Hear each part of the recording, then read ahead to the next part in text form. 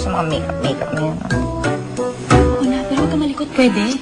First time ko blind date. Samahan mo na lang ako. Ay, di pwede. Kasi hindi ako makapagpaalam kay Georgie Boy ko eh. Eh, pag nalaman na umalis ako, sigurado magagalit yun. Tsaka interrogation, alam mo naman yun. Pag nawawala ako sa paningin niya, mahal siya mababaliw. Mahal na mahal ako nun. Kaya hindi pwedeng mawala ako nang hindi ako nagpapaalam. Ay, ka pa nga. Hi, Ma! Ay, nako. Ano po? Sige, nakakawang ka ng Diyos. Si Georgie ang anak ko. Saan ang asawa mo? Umalis na ba? Ay, umalis na po. Pumunta po sa pawn shop. Tapos pupuntahan daw po niya yung isa pang branch. Ay, nako. Magandang araw po. Sino ka nga? Ano nga ba pangalan mo? Anak ka ni Samuel at ni Sonia, di ba? Asa nanay mo? Nasa palengke po. Gosh. Timpla mo ko ng juice. Dali mo sa kwarto ko, ha? Pagkatapos ninyo rito, linisin ninyo to, ha? Hindi ito parlor. Huwag kayo magkakalat dito.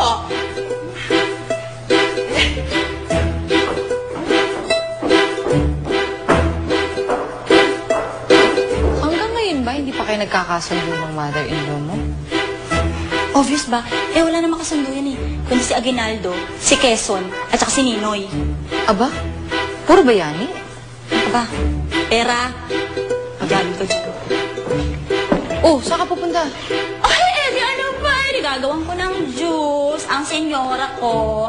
Ilang dura kaya ilalagay ko sa juice niya ngayon? Isang araw, isa. Kahapon, dalawa. Tatlo kaya ngayon? No? Nala, ah?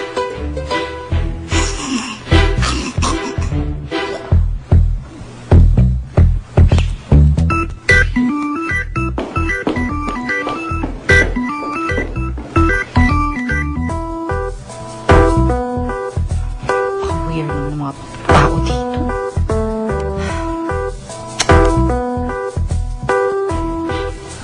Magustuhan niya kaya ako?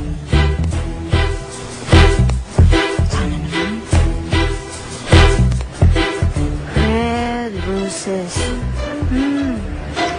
Red roses daw ang gala. Nandito na kaya?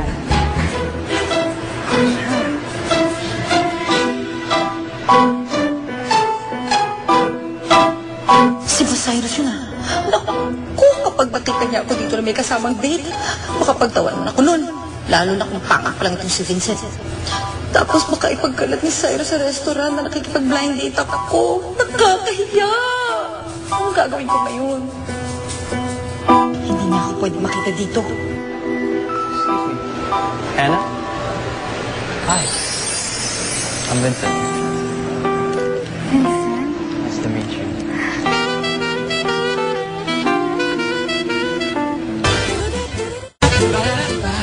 Hindi ka ba nainitan? Ayaw mo ba sa loob? Dito na lang tayo. Mas gusto ko dito may view. Pasensya ka na kanina kasi yung nawala yung hikaw ko pero nahanap ko. Anna, gusto kong malaman mo na I really don't go out on blind dates. Hindi ko alam anong gagawin ko. Why I called Cupid's helpers. I think I'm just really lonely. Vincent, hindi mo kailangan magpaliwanag. Kasi ito din ang una kong blind date, promise. I'd like to see a restaurant. Akala ko kasi doon tayo magde-date. Oh well, I guess there's always a next time. Sabi nga pala ni Tito Rosia na magaling ka daw mag-piano. Siguro you could play a song for me. I believe you because you have an honest face. Sobrang iba sa girlfriend ko dati. Liar siya at saka manloloko. Ay, nako. Manloloko rin yung ex ko.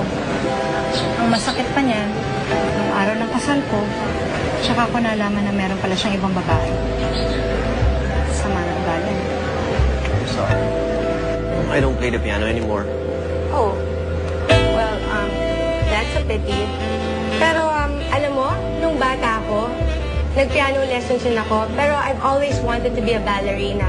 So, yun ang pinursu ko. I think we have a lot in common. I have a feeling we're gonna work out just perfectly together. Me too. Cake?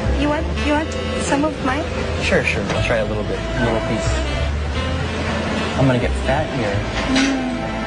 Oh, Vincent, ikaw na kaya ang katuparan ng panaginip ko.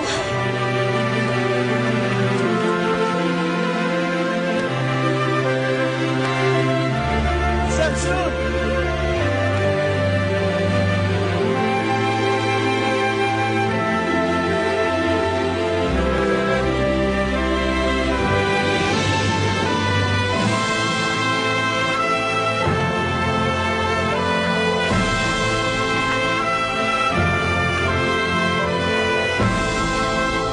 Pinakamamahal kita.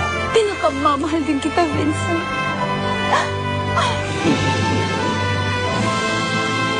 For a long time now. And, I have a house, car, konting ipon. Yan lang. Pero, malungkot pa rin. I guess, all the success in the world, it doesn't make a difference, di ba? If I'm just by myself, ako lang.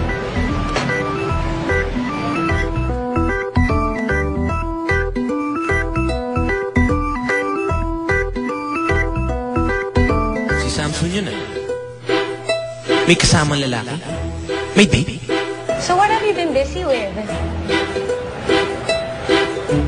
Cyrus?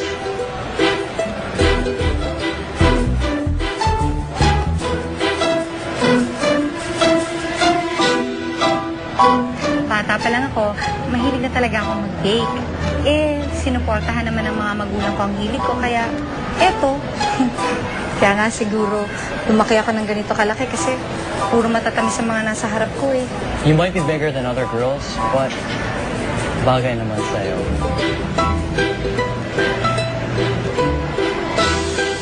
Samson!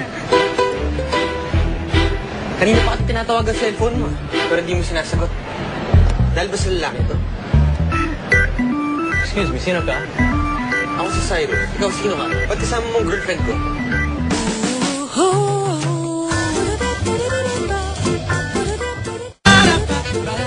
₱50? Inay, ito na po ang baong ko? Oo, yan lang. Oo, ikaw talaga iwawala mo pa. Bakit? Anong problema, ha? Di ba, dalawang jeepney, ₱15 yun. Pag uwi mo, ₱15 pa rin. ₱30 lang yun, ah. May 20 pang sobra.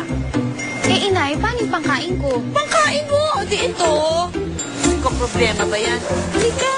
Kanin at ulam. Oh, Hindi naman.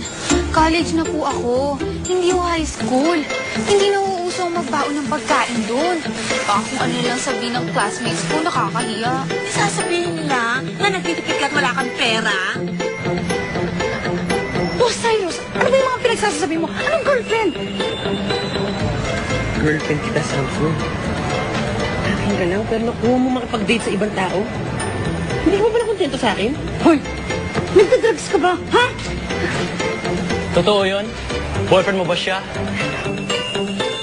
Ay, swerte mo nga eh. Nakatuntong ka ng kolehiyo eh. Eh, ang ate mo nga vocational lang.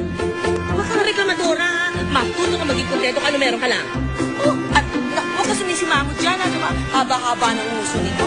Mamaya mo, hilahin ko yan at putulin ko eh. Hoy! Kung ayaw mo akong pagbilan, iwag! Hindi pinagtatakot mo pa ako! Makaalis na! Hindi ho kayo kausap ko. Haba ng baba mo.